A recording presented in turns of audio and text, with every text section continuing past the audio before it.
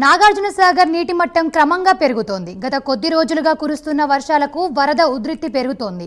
ప్రస్తుతం సాగర్ జలాశయం పూర్తి స్థాయి నీటి మట్టం 590 అడుగులకు చేరుకోవడంతో సాగర్ కస్ట్ గేట్లను ఎత్తి నీటిని విడుదల చేస్తున్నారు. మరోవైపు ప్రధాన జల విద్యుత్ కేంద్రంలో విద్యుత్ ఉత్పత్తి కొనసాగుతోంది.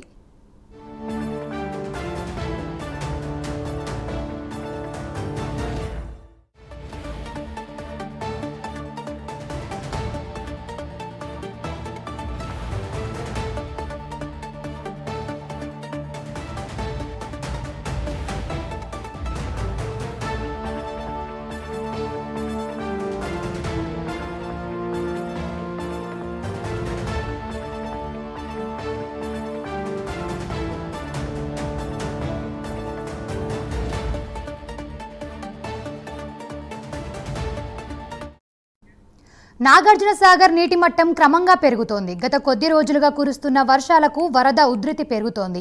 ప్రస్తుతం సాగర్ జలాశయం పూర్తి స్థాయి నీటి మట్టం 590 అడుగులకు చేరుకోవడంతో సాగర్ క్రస్ట్ గేట్లను ఎత్తి నీటిని విడుదల చేస్తున్నారు. మరోవైపు ప్రధాన జల విద్యుత్ కేంద్రంలో విద్యుత్ ఉత్పత్తి కొనసాగుతోంది. రైట్, దీనికి సంబంధించిన మరింత సమాచారం మా ప్రతినిధి రవికృష్ణ అందిస్తారు. రవికృష్ణ, చెప్పండి.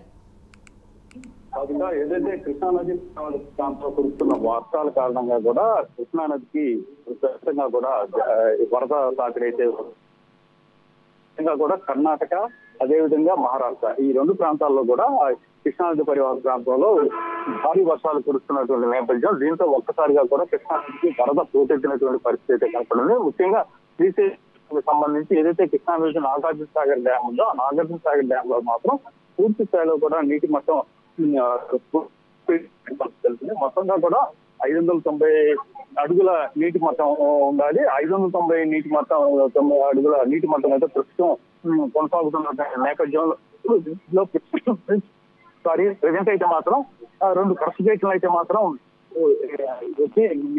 నీటిని అయితే మాత్రం దిగువకి విడుదల చేసిన పరిస్థితి అయితే ప్రస్తుతం కనపడుతూ ఉంది. ప్రధానంగా కూడా ఏదైతే జల విద్యుత్ కేంద్రాలు ఉన్నాయో ఆ జల విద్యుత్ కేంద్రాల్లో మాత్రం పూర్తి స్థాయిలో కూడా జరుగుతున్నట్లుగా కూడా తెలుస్తుంది.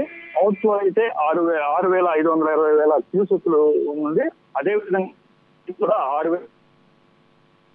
6,000 నేపథ్యంలో ఈ క్రష్ గేట్లు అయితే ఎత్తి దిగువకి నీటిని అయితే విడుదల చేస్తున్నారు. ఈ నేపథ్యంలోనే ఏదైతే కృష్ణానది పరివాహక ప్రాంతం నాగార్జున సాగర్ నుంచి ఉన్నటువంటి లోతట్టు ప్రాంతాలు ఉన్నాయో ఆ ప్రాంతంలో ఉన్న ప్రజలను కూడా అప్రమత్తం చేస్తున్నారు. ఎక్కడైనా సరే ఉధృతి పెరిగినటువంటి నేపథ్యంలో క్రష్ గేట్లన్నింటినీ కూడా మళ్ళీ ఎత్తి నీటిని విడుదల చేసినటువంటి పరిస్థితుల్లో వరద వచ్చేటువంటి ప్రమాదం ఉన్న దృష్ట్యా అక్కడ కూడా అలర్ట్ చేస్తున్న పరిస్థితి అయితే కనపడుతుంది. గత 20 రోజుల్లో రెండోసారి కృష్ణానదికి సంబంధించి క్రష్ గేట్లని ఎత్తివేసిన పరిస్థితి.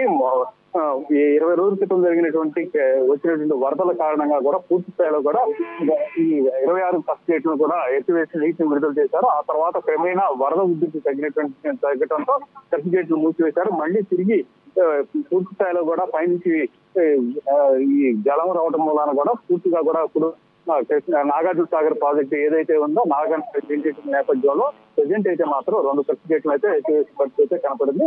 పూర్తిగా కూడా అలర్ట్ గా ఉన్నారు. జల విద్యుత్ కేంద్రం ఏదైతే ఉందో దాంట్లో కూడా పూర్తి స్థాయిలో కూడా విద్యుత్ ఉత్పాదన జరుగుతుంది. Right, thank you Ravikrishna.